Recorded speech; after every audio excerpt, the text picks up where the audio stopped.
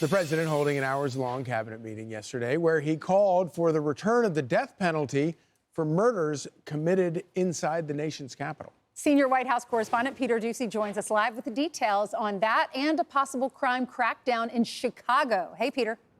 And we have new numbers to back up why it is that President Trump is trying to expand the federal crime crackdown. The AP has a brand new poll. 81% of adults think that crime is a major problem in this country. 55% nationwide support using the National Guard to come and address it. And the president's approval rating on crime right now is 53%. That is higher than most other issues. That is higher than his overall approval rating. And so what he's trying to do now is basically turn residents of Chicago against the Chicago mayor and the Illinois governor. He is dangling a solution, National Guard troops, to this problem of dangerous crime. The president posted this.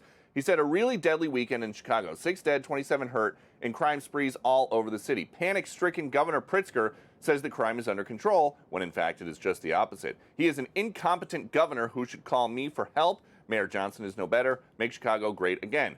J.B. Pritzker, unmoved, he writes, this is not about fighting crime. This is about Donald Trump trying to intimidate Americans and his political rivals into submission. It will not work, and we won't back down. The president feels like other parts of the country should want to replicate what has happened in D.C. in the last 2 weeks.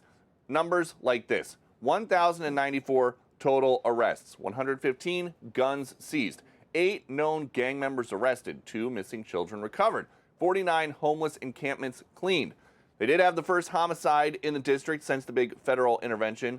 And moving forward, President Trump is hoping to pursue the death penalty for that. If somebody kills somebody in the Capitol, Washington, D.C., we're going to be seeking the death penalty. And that's a very strong preventative. And everybody that's heard it agrees with it. I don't know if we're ready for it in this country. But where you have it, we have no choice. Well, right now, Washington, D.C. does not have the death penalty for any crimes. President Trump is hoping that before he leaves office, there will be capital punishment for capital crimes in the capital city. Back to you. Arrest yesterday when someone burned the flag, I saw, right in front of the White House, correct? You're not allowed to do that. Somebody was out in the park and they burned a flag to protest the president's new executive order against burning flags, or else a year in jail. And the charge that this guy was arrested on was just lighting a fire in a public park. And so it seems like it takes the executive orders a little bit to get into the judicial bloodstream. Right. All right. So it had nothing to do with burning the American flag. It was a fire in a park. He could have lit a new Cracker Barrel menu on fire and they would have arrested him. Like a Seinfeld episode, full circle. That was very quick thanks, of you. Peter. Very good. So let's talk about crime. As you mentioned, Peter said the president's got 53% approval rating when it comes to crime. 80+% of the American people think crime's a problem. But the problem is these mayors in these blue cities, from Karen Bass to the other clown over in Chicago to this mayor here in New York who seems to be invisible, but the governor's already spoken up here in New York. They say do not send him. The governor of Maryland. We do not need your help. The mayor of Baltimore, we don't need your help. The bottom line is they do need the help if you just look at the numbers or talk to the people. And you actually have these Democrats talking about calling it a manufactured crisis. It's not a manufactured crisis if you live in a neighborhood where you have crime like this, especially crime that involves children. You have children getting shot. You have children getting killed in their neighborhoods, and Democrats want to call it a manufactured crisis. The other thing about I think that number about the 55% of Americans support sending the National Guard into these places to deal with this manufactured crisis. You know, when you meet the National Guard, it's so interesting. They're not these like jackbooted thugs that nobody knows. These are people who are from neighborhoods, often from those neighborhoods. These are normal American young men and women who've signed up to serve in the National Guard. Yeah. And they speak the same language, they know the same problems, they have the same interests. These are not like stormtroopers. Right. These are like regular, normal Americans you can walk up to and have a normal conversation with. They're not threatened by them. So yesterday we were talking about what happened over the weekend in Chicago.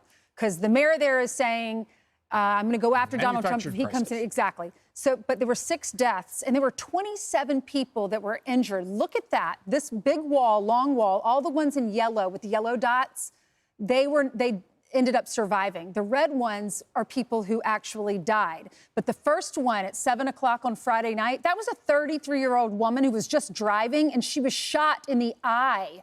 She's in serious condition. Then there were 2 that were right at that same evening. There were 2 more that were killed. One was pronounced dead on the scene. The other went to the hospital and died there.